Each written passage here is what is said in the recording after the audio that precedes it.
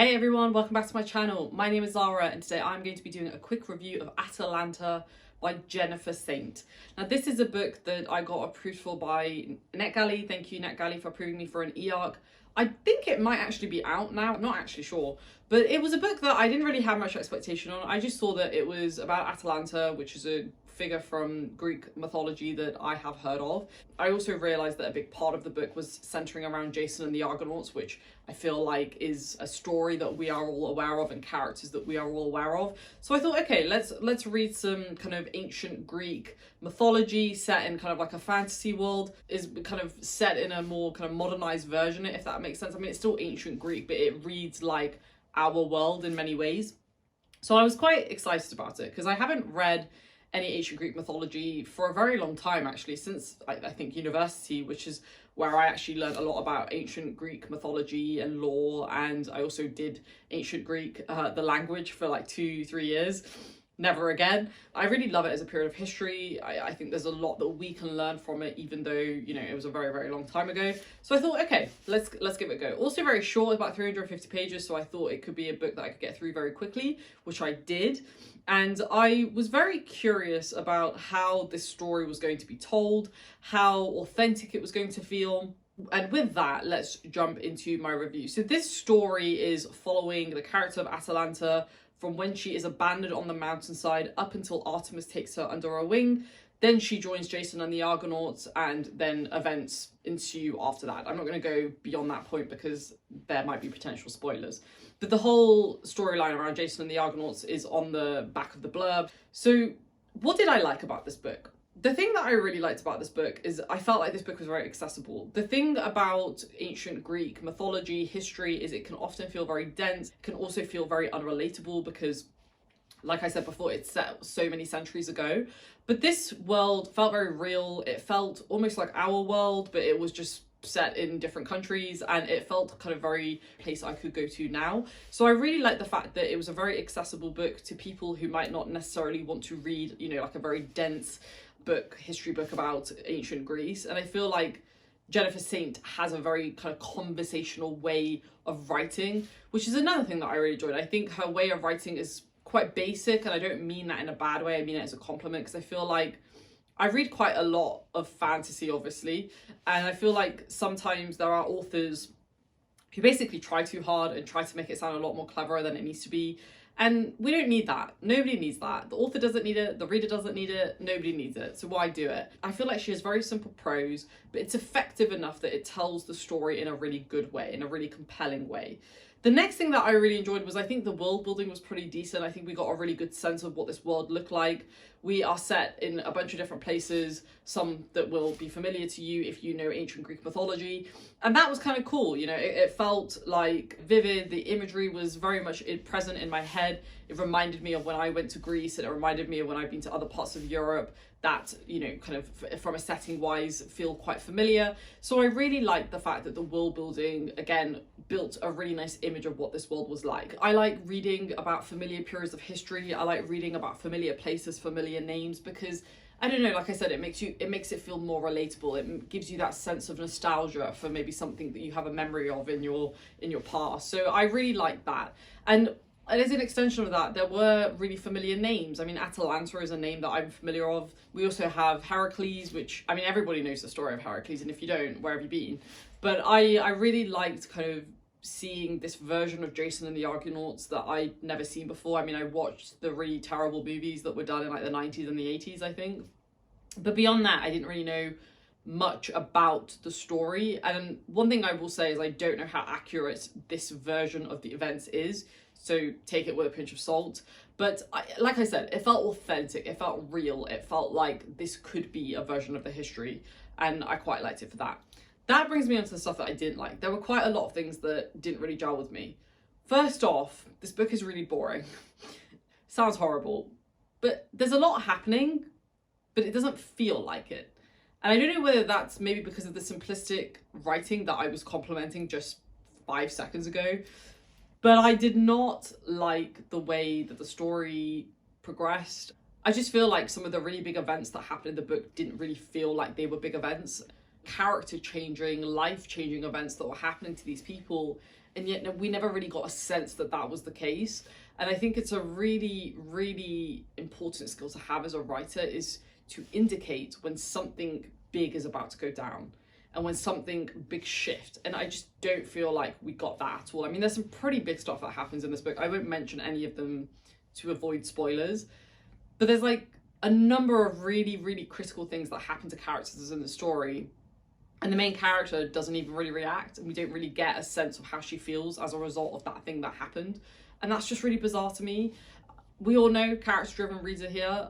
Look, they don't have to be the most developed character in the world, but I want to see some growth. I want to see some way in which they've reacted to the events, positively or negatively, and I just feel like we didn't really get that at all. As an extension of that, none of the characters are interesting. Like I said, we get some really cool familiar names, Heracles being one of them, and we barely got any time with him. I really would have loved to have learned more from his perspective. I would have loved to have spent more time with him, get a sense of who he is as a person. I mean, we have historical texts that tell us what Heracles was like. In a fiction book, you can take some creative license, right, and create an image of what you think Heracles was like. And we just didn't really get any of that. He just felt like this big hulking version of Thor, essentially. And that's what I imagined as I was reading Heracles. I imagined Thor, but just like maybe not with a beard. Like, it was just very, very odd. And I feel like there was a lot to be realized that was not. And I feel like that was a really missed opportunity. The next thing that I will mention is the fact that there was this main plot that we were building up to. We spent the first, like, I don't know, fifth of the book building up to the main event. The lead up to the main event is so boring. I feel like this is all going to be around the same point. It was just so boring that when the main event happened, it happened within the space of like 3, 4, 5 pages. And then it was like, okay, this is done now, let's go back home. And it just didn't make any sense to me. Like, this is the lead up, the kind of center point of the book. This is the big thing that is supposed to be happening. And it happens, and it doesn't even feel like it was that important, even though it's a really important historical event. And it just felt very odd. I mean, it just didn't really add up to the stakes that were set up at the start of the book. By the time that we got to the actual event occurring, what is going on? You know, like, what is happening? Like, nothing was happening, and I just feel like the characters didn't respond to it in any way that felt normal or felt realistic. It's just such a missed opportunity.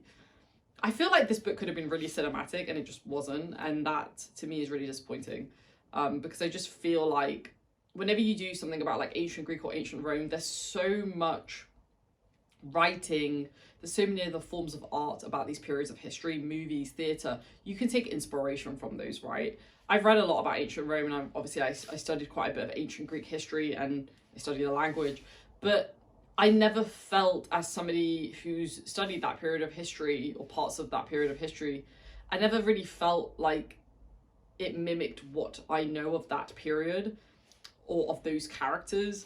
And there was a complete mismatch. I don't know, again, how much research this author did, but I'll be honest, it did not feel like she did that much. It felt like these were just cookie cutter characters with some famous names that we all know and love.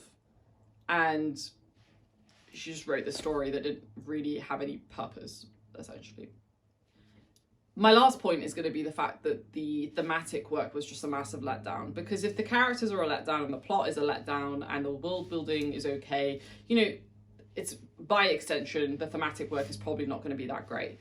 I feel like this book had a lot of really great opportunities to talk about the place of women, I really think this book had a wonderful opportunity to talk about the role of women in society at that time in history, and like I said, it was just completely lost because we never really got any introversion from the main character, Atalanta. We never really got her thoughts about what it was like to be a woman. We do get some thoughts, but it's just, it comes off as very arrogant, and it comes off as though she has a chip on her shoulder, and that she's just very kind of one-dimensional, oh, I'm a badass because I'm mortal and I can do all these things better than men.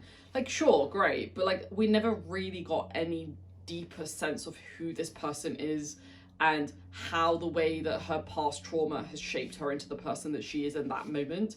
That would have been an amazing exploration. We just got it, we got reminded of it a number of times, and then we got some random thoughts about it, but there was never really any fleshed out kind of perspective on it.